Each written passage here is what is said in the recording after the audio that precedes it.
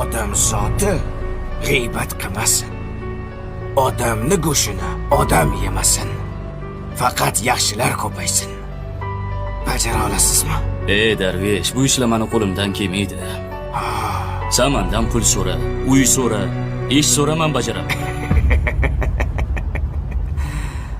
Bu dunyo matohlari menga kerak emas. O'zim yurib, titib, amallab topib olaman.